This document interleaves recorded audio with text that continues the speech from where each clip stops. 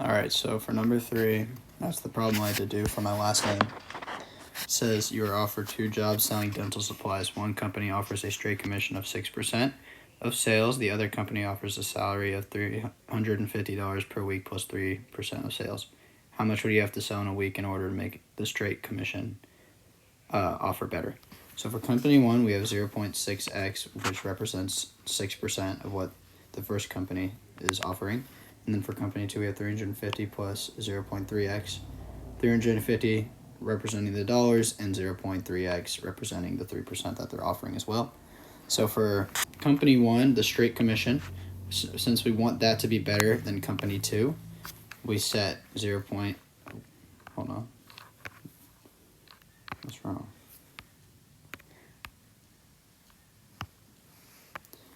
We set 0.6x greater than the company 2 offer. And when you divide all of it out, you get x equals 11,667.67. So that means that company 1 must sell enough dental supplies in a week to make more than 11,666.67 to make their straight commission offer better than company 2.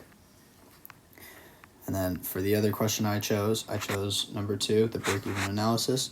It says a small sophomore company invests $16,000 to produce a software package that will sell for $55.95. Each unit can be produced for $35.45. So it says how many units must be sold to break even.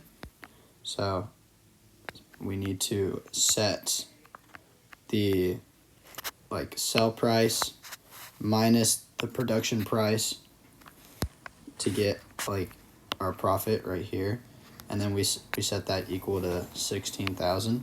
We divide all that out, so x is about 780, so you have to sell 780 units to break even.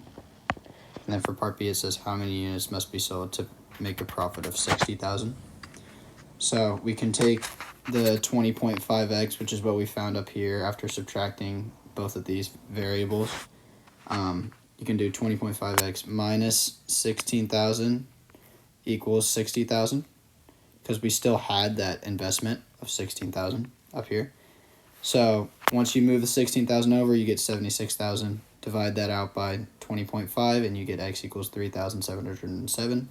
So 3,707 units must be sold to make a profit of 60,000. And then for my exit ticket, the 7.1, 7.2, it said solve a system using elimination. So I wanted to get the y variables out, so I multiplied the top row by 4 and the bottom row by 3.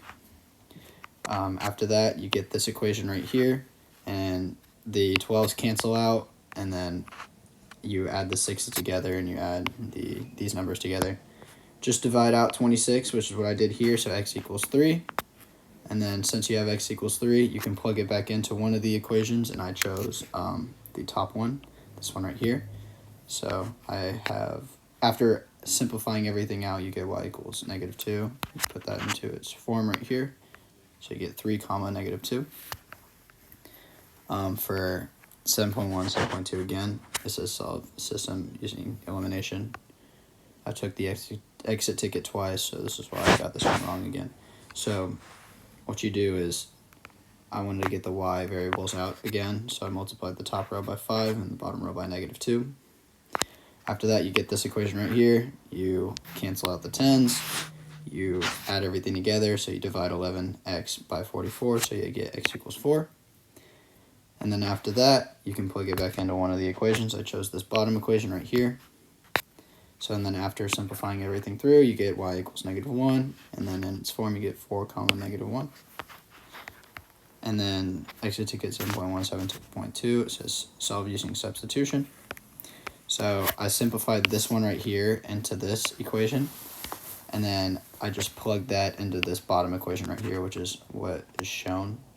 So you get x squared minus 4x minus parentheses minus x squared equals 0.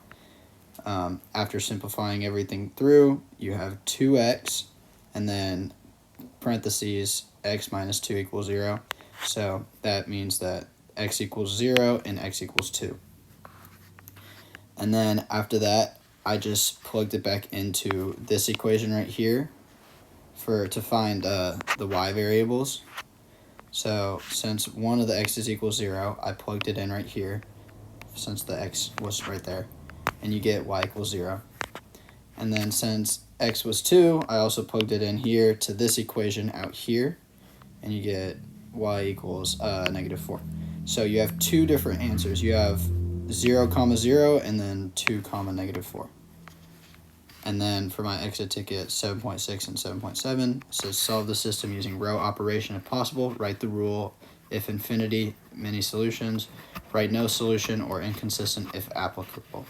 So this is what we started off with. This is what was given to us in the equation. And then I wanted to solve the very bottom row, which is just this part right here. So what I did was I multiplied -3 to row 2 and then plus row 3, which gets me zeros on the bottom of this entire thing, which means it's infinitely many solutions. So after getting that, it says write the rule, which the rule is when z equals a. So for z is just a, so that's easy, but then we need to find it for y and x. So then I took this second row right here, because this -1 is y, this is z, and this is just a number by itself. So it really is saying -1 is -y plus 3a, because z equals a, equals -2. So then you get, after simplifying everything, y equals 3a plus 2. And then for this very top, for this equation, I used the very top row. And basically this top row is telling you that x is just 1, y is just 1, z is -5, and 3 is just a number by itself. So when you put it over here, it just says x plus 3a plus 2, because that's what y is, minus 5a, because z is a, and equals 3. So once you simplify everything through, you get x equals 2a plus 1. And then I put that into its final form. So this is x, y, and z. So x is 2a plus 1, comma 3a plus 2, and then comma a. Thank you.